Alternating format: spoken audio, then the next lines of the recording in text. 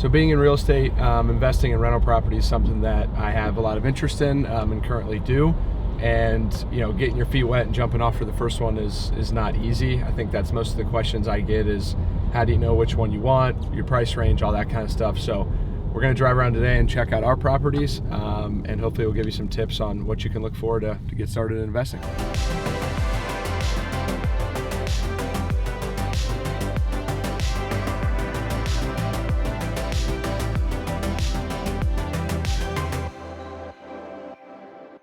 So most of the questions I get is regarding price range, right? How much can I spend? What should I spend? What areas? And there's a lot of different answers to that. Being that this is a non-primary residence, most lenders will require 25% down to purchase an investment property. So that's the first thing. You have to know you're going to put 25% down. At what purchase price are you comfortable at? I would say that's the start. And then your price range can kind of start to tailor the rest of your search, which can be in regards to location or school district or things like that. So I would say first and foremost, think about putting 25% down. Can you afford to put 25% down on a $200,000 property right now, which is 50 grand? Or are you looking more in the $100,000 range? So that's the first place to start, because the price range will start to, again, like I said, tailor the school district and the cities that you can buy in. So once you have price range figured out, or at least a rough range, to me, location is next. And a lot of people ask, should I own properties near where I live currently, or should they be far away, or whatever the case may be. For me personally, I decided to buy properties close to where I live. The reason being, I know plumbers, electricians, handyman in this area, so I'm most comfortable if things go wrong that I'm able to fix it. As we grow the portfolio, that may change, but I'd say to start, you need to learn, is it more important that the property's close to me? Is it more important that I can afford it, but it's 30 to 40 minutes away? That's the thing you need to start considering. And then inside of that is where you'll understand that maybe certain school districts can pool higher rents. So maybe a suburban school district is a little bit better and people are willing to pay you a little more in rent. That's kind of when you start putting all the pieces together. So price range, location, school district, and then what they'll pay you every month. So another thing that comes up is you're looking at an area now, you have a price range, and what does that property actually look like? Is that $200,000 property completely renovated, updated, and ready for a tenant, or is it dilapidated and you got to do a bunch of work? So that's the big step, is what do I want to take on? And obviously that's kind of a personal risk appetite. That's up to everybody. To me, if it needs a little bit of work, you might be buying it at a pretty good value.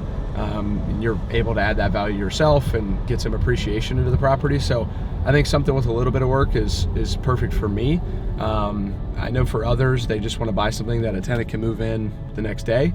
So maybe you're paying a pretty penny for it, but you're comfortable because you don't have to do anything to it. So it all just depends. I'd say if you know people, or you're handy, or you can get things done, then be willing to take on some risk. But if you don't know anybody who can fix things, or you can't yourself, then maybe you got to buy something ready for a tenant right away. All right, so we're here checking out one of the first ones very close to my office and where I live, which is nice. We recently bought this for $160,000. It was a condo that came just on the market on the MLS, and I knew it was an area, again, based on price, based on location, and based on school district, that I wanted it. So we came here, a little work to be done, made some updates. As of now, we did take on a mortgage at 6.5% interest, which is a little higher than what we've been doing recently. Our mortgage payment, including the HOA, so principal, interest, tax, insurance, and the HOA, is all in at $1,050. And we just rented it out last week for $1,600 a month. So not a killing, but $550. I think you guys would take it too. So that's just number one.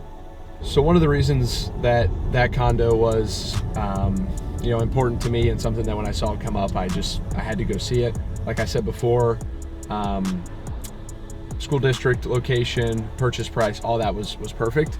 So I went and saw it right away. But when I looked at the numbers, is it the best deal I've ever made? No, probably not. But to me, in real estate right now, if you're in the long-term rental game, it's all about base hits. So you're not going to line up and hit a home run every single time.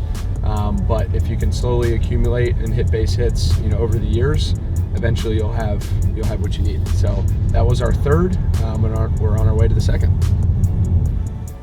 So a common question I get, someone's looking at a property online, or maybe they went and saw it, and it's, I don't know what I can get in rent. What can I charge in rent? That's a good question. There's some easy ways of doing it. I wouldn't overthink it. Number one, go on Zillow, click the for rent sign or the for rent button, and just look at the location. See what other people are getting. If it's in Westerville, look around Westerville, see what's going on. And you can actually do the same thing on Facebook. And Rentometer is one of the big ones that many people use. It's a platform that aggregates a bunch of data, and it'll tell you what they think you can get. Obviously, rents will be based on the qualitative things. Is it finished nice? Is it not so nice? So you have to take all those things into account. But if you don't know what it can rent for, hop on Zillow, hop on Facebook or Rentometer, and you'll get a pretty good idea. So we're pulling up at another one. The not so pretty side of investing that nobody likes to tell you about is it costs money to hold properties. We got a call from a tenant that they had no hot water, and lo and behold, the hot water tank went out. So what do we have to do? It's on us to replace it, right? So got a plumber over there within 3 hours, which was pretty awesome. Spent $1,400 to replace the hot water tank. So yeah, making that $500, $600 a month is great, but you're gonna have some expenses you gotta cover, and you just gotta make sure you're buying the right place.